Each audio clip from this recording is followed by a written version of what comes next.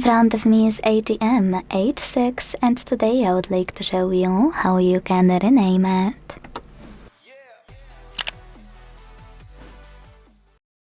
Start by opening settings and scrolling all the way down to tap on this section called About Phone at the bottom.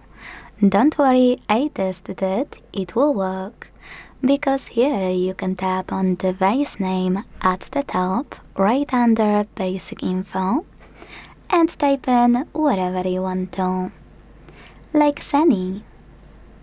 Then choose OK, and make sure to tap on OK in second pop-up about visibility, or your name won't be saved. So when I tap, name of my smartphone has changed.